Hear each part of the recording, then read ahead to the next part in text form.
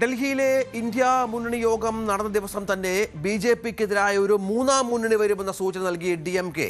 കോൺഗ്രസ് പാർട്ടിയുടെ പ്രശ്നം കാരണമാണ് ഇന്ത്യ മുന്നണിയിൽ നിന്ന് വിട്ടുനിൽക്കുന്നതെന്ന് വ്യക്തമാക്കിയാണ് ഡി.എം.കെ. വക്താവ് ടി.കെ.എസ്. ഇളങ്കോവൻ രംഗത്ത് വന്നത്. മൂന്നാം മുന്നണി എന്ന് പറയുമ്പോൾ കോൺഗ്രസുമായി ബന്ധപ്പെട്ട് നിരവധി പാർട്ടികൾ അസംതൃപ്തിയുണ്ട്. ഇന്നലത്തെ ഇന്ത്യ മുന്നണി യോഗത്തിൽ അത്തരം കാര്യങ്ങൾ വ്യക്തമായിരുന്നു. പല പാർട്ടികളും രാഹുൽ ഗാന്ധിക്കെതിരെ സംസാരിക്കാൻ നമ്മൾ കണ്ടു. ഒപ്പം പങ്കെടുക്കാതിരുന്ന ആം ആദ്മി പാർട്ടി പോലെയുള്ളവരെയും ഡി.എം.കെ. ലക്ഷ്യം വെക്കുന്നു എന്ന് വേണം മനസ്സിലാക്കാൻ. തമിഴ്നാട്ടിലെ പുതിയ രാഷ്ട്രീയ സാഹചര്യങ്ങൾ വിജയ്ക്കൊപ്പം കോൺഗ്രസ് ചേർന്നതൊക്കെയാണ് ഡി.എം.കെ. ചൊടിപ്പിച്ചിരിക്കുന്നത്. ടി.ജി. സജിത്ത് വിവരങ്ങളുമായി ചേരും. സജിത്ത്, അതൊരു പുതിയ സാധ്യതയാണ് ഈ മൂന്നാം മുന്നണി എന്ന് പറയുമ്പോൾ. ബി.ജെ.പിക്കും കോൺഗ്രസിനും എതിരെയാകും അത് എന്ന കാര്യത്തിൽ സംശയമില്ല. ഒരുപാട് പാർട്ടികൾ അങ്ങോട്ടേക്ക് ആകൃഷ്ടരാകാൻ സാധ്യതയുണ്ട് താനും, പ്രത്യേകിച്ചും പുതിയ രാഷ്ട്രീയ സാഹചര്യങ്ങളിൽ. അതെ രഞ്ജിത്ത്, നമ്മൾ കണ്ടിട്ടുള്ളതാണ് ഇന്ത്യൻ രാഷ്ട്രീയത്തിൽ മൂന്നാം മുന്നണിയും നാലാം മുന്നണി പോലുള്ള സാധ്യതകൾ പോലും ചർച്ച ചെയ്തിരുന്നതാണ്. പക്ഷേ ബി.ജെ.പി. അധികാരത്തിലേറി ഇതിപ്പോൾ മൂന്നാം വട്ടവും ബി.ജെ.പിയുടെ അധികാരം തുടരുന്ന സാഹചര്യത്തിൽ ഇനി ദേശീയ സാഹചര്യത്തിൽ ഒരു മൂന്നാം മുന്നണിക്ക് പ്രസക്തി ഉണ്ടോ എന്നതായിരുന്നു ചോദ്യം. അവിടെയാണ് ഇന്ത്യ മുന്നണി രൂപീകരിക്കുന്നത്. പല രീതിയിൽ രാഷ്ട്രീയമായ ഭിന്നിപ്പുകളുണ്ടെങ്കിലും ബി.ജെ.പി. വിരുദ്ധ ചേരി എന്ന രീതിയിലാണ് കോൺഗ്രസ് നേതൃത്വം നൽകുന്ന ഇന്ത്യ മുന്നണി മുന്നോട്ട് പോകുന്നത്. കേരളത്തിലറിയാം, പരസ്പരം പോരടിക്കുന്ന ഇടതു പാർട്ടികൾ പോലും ഇന്ത്യ മുന്നണിയുടെ ഭാഗമാണ്, കോൺഗ്രസിനൊപ്പം ദേശീയ തലത്തിൽ സഹകരിക്കുകയാണ്. ഇതിനിടയിലാണ് ഒരു ബദൽ നീക്കം ഉണ്ടാവുന്നത്. തമിഴ്നാട്ടിലെ പുതിയ സാഹചര്യങ്ങൾ, തമിഴ്നാട്ടിലെ നിയമസഭാ തെരഞ്ഞെടുപ്പിന് ശേഷം കോൺഗ്രസ് മറുകണ്ഠം ചാടി, തങ്ങളോട് രാഷ്ട്രീയ മര്യാദ കാട്ടിയില്ല തുടങ്ങിയവയാണ് ഡി.എം.കെയുടെ ആരോപണം. ഈ ഒരു രാഷ്ട്രീയ സാഹചര്യത്തിലാണ് ഒരു മൂന്നാം മുന്നണിയുടെ സാധ്യതയിലേക്ക് ഡി.എം.കെ. കടക്കുന്നത്.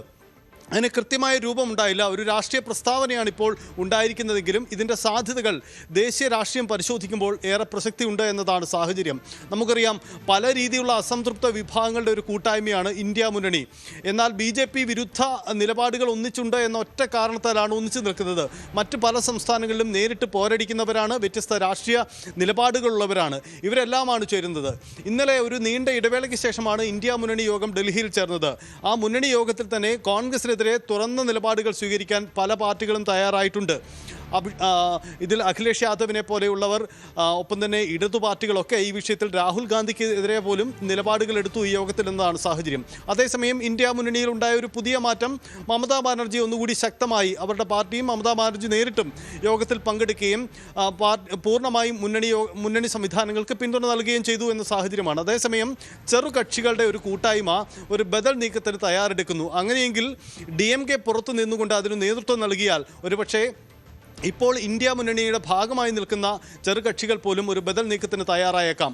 ആം ആദ്മി പാർട്ടിയെ പോലെയുള്ളവർ നമുക്കറിയാം, പഞ്ചാബ് പോലെയുള്ള സംസ്ഥാനങ്ങളിൽ തെരഞ്ഞെടുപ്പ് നടക്കാനിരിക്കുന്നു. അവിടെ കോൺഗ്രസുമായി നേരിട്ട് ഏറ്റുമുട്ടുകയാണ് ആം ആദ്മി പാർട്ടി. അപ്പോൾ അവർക്കൊരു മൂന്നാം മുന്നണി എന്ന ബദൽ സംവിധാനത്തിൻ്റെ ഭാഗമാവുകയാണെങ്കിൽ ബി.ജെ.പി. വിരുദ്ധ നിലപാടുകൾ സ്വീകരിക്കാനുമാവും, കോൺഗ്രസ് വിരുദ്ധ നിലപാടുകളുമാവും.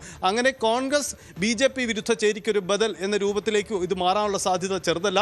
ചെറു പാർട്ടികളുടെ കൂട്ടായ്മയുണ്ടാവാം, ഒരുപക്ഷെ ഇടതു പാർട്ടികളുടെ പോലും സഹകരണം ഇതിനോടുണ്ടായാൽ പോലും അത്ഭുതപ്പെടാനില്ല. മറ്റു കക്ഷികളുടെ സഹകരണവും ഉണ്ടാവുന്നതാണ്. അങ്ങനെയെങ്കിൽ ദേശീയ തലത്തിൽ വലിയ പ്രതിഫലനം ഉണ്ടാക്കുന്ന നീക്കം കൂടിയായി ഇത് മാറുകയും ചെയ്യും. തീർച്ചയായും ടി. സജിത്താണ് വിവരങ്ങൾ പങ്കുവച്ചത്. പല പാർട്ടികളും ഒരുപക്ഷെ ഡി.എം.കെയുമായി ചേർന്നേക്കാം. കോൺഗ്രസിനെ എതിർക്കുന്ന നിരവധി പാർട്ടികൾ ഇന്ത്യ സഖ്യത്തിന് ഇതിനകം തന്നെയുണ്ട്. JMM ഒക്കെ ഉദാഹരണമാണ്. അവരൊക്കെ വലിയ പ്രതിഷേധം കോൺഗ്രസുമായി ബന്ധപ്പെട്ട് മുന്നോട്ട് വെക്കുന്നുണ്ട്. അതുകൊണ്ട് തന്നെയാണ് ഇപ്പോൾ ഒരു പുതിയ സാധ്യത ഡി.എം.കെ. തേടുന്നത്. കൂടുതൽ വാർത്തകൾക്ക് news 18 Keralam YouTube channel subscribe ചെയ്യുക.